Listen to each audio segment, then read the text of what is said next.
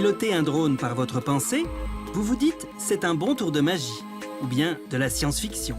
Eh bien pas du tout, c'est possible. Commander l'éclairage de votre maison depuis votre cerveau, c'est possible aussi. Notamment grâce à une jeune chercheuse, Natalia Kosmina, qui croise neurosciences et nouvelles technologies. Le « je pense donc je suis » de René. Les objets qui nous entourent passent et on peut récupérer cette information justement de cette partie du cerveau. Pour enregistrer ses pensées liées à des éléments très concrets, nuages, pelouse, il faut juste un peu de calme. Il faut être très concentré, très focalisé dans l'imagination. Il ne faut pas se disperser dans les pensées. C'est la phase cruciale parce que ça dure qu'1 minute littéralement pour enregistrer les 3 commandes. Attention, concentration. Là, je suis prête. Et c'est parti.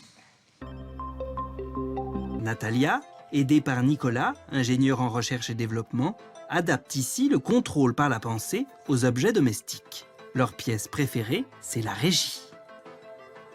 En fait, nous, on va avoir dans notre système la possibilité de déclencher tous les appareils de la maison.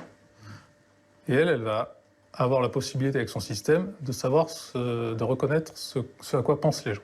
Du coup, il faut qu'elle envoie un message au serveur de l'appartement en disant « voilà, j'ai reconnu que la personne a pensé, par exemple, au ventilateur ». Et c'est notre système qui va être capable de déclencher l'action dans l'appartement en fonction de ce qu'elle a envoyé. Ici, comme avec le drone, c'est toujours le même principe. La machine est capable d'analyser l'état émotionnel de l'utilisateur.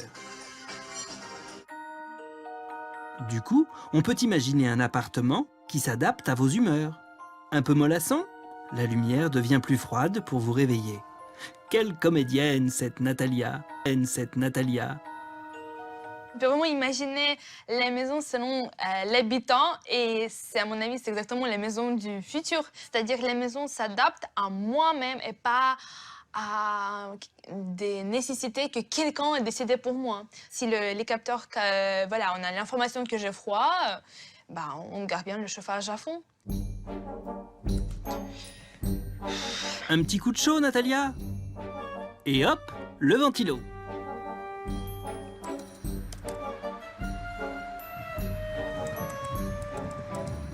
C'est ça, la rêve ultime de tout ça, c'est exactement le contrôle par la pensée. Ça va changer beaucoup de choses.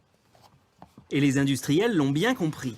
Une entreprise de domotique a déjà pris contact avec Natalia pour réfléchir à la commercialisation de plusieurs applications.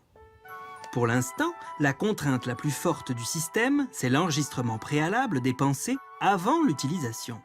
Pas pratique, en effet. Natalia rêve déjà de pouvoir s'en passer. Comment? Il faut trouver un modèle de pensée commun à tout le monde. Quand tout le monde pense à une tasse du café, ça reste plus ou moins la même chose pour tout le monde, c'est une tasse du café.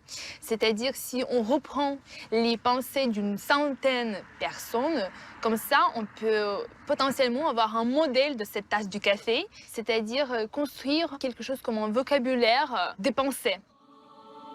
Vous l'avez compris, le contrôle des objets par la pensée a des débouchés incroyables et risque